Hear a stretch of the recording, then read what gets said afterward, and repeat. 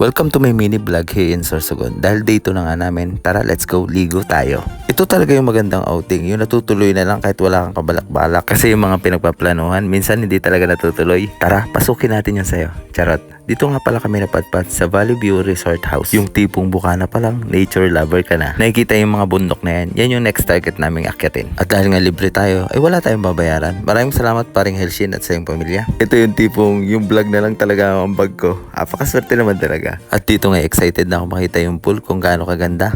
Malay mo yun, next sa dagat naman ako dalhin, di ba? Sa mga oras nga nito ay mainit na pero maganda pa rin at malakas ang hangin. Parang ikaw, charot. 80 pesos nga pala yung entrance dito. Bukod dito, pwede rin palang mga events gathering. Pagkarating nga namin dito ay 4 lang yata na tao naliligo dito. Mas maganda lang yung konti naliligo kasi kung maraming naliligo, marami nang sa pool. Mamamanghi kami dito.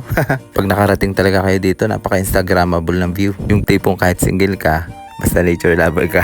Masarap daw yung may jowa. Lagi naman nag-aaway. Charot. Sa mga oras nga yan ay naghahanap ako na pwedeng masaksakan kasi lobat na ako. Pwede bang ikaw na lang saksakan ko? Charot.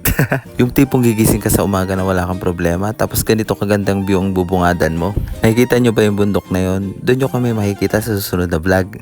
Maganda daw talagang tanawin doon kahit 1 to 2 hours ka bago makarating. At dahil nga may nakita akong duyan dito, tara mag-relapse muna tayo. Sa sobrang lakas nga ng hangin ay madadala ka ng kayabangan mo. Charot. Sa mga oras nga nito, iniisip ko yung ex ko. Palagay ko, lagi niya rin ako hinahanap. Uy, nanonood siya ng mga vlog ko. O walang ganun, move na tayo. Yung mga nanonood dyan na alam niyo ang kwento ko.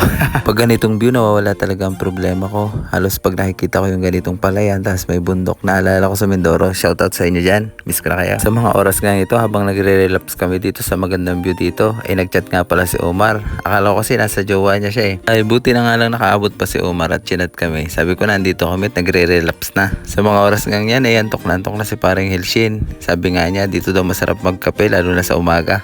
Dumating na rin si Omar na nagkandaligaw-ligaw na kung saan pupunta. Kaya pala naligaw, hindi na gets yung video call ko kung anong pagkakasabi ng resort.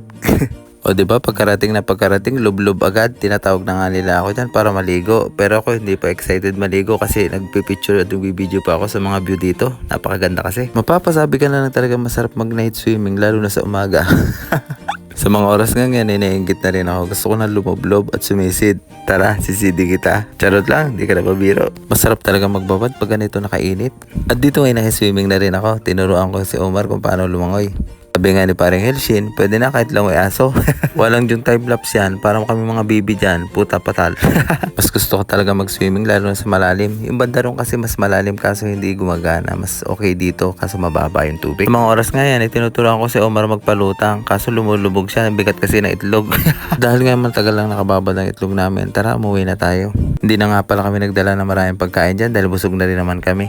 Overall, nag-enjoy naman ako. Maraming salamat paring Helshin. Dahil dyan, plus 10 points ka sa langit. Shoutout nga pala kay paring Andre. Hindi na kita naalala ngayong araw. Hindi ka na tuloy nakasama. Kaya mo sa susunod kasama ka na. O paano ba yan? Hanggang dito na lang ang video. Maraming salamat sa panonood.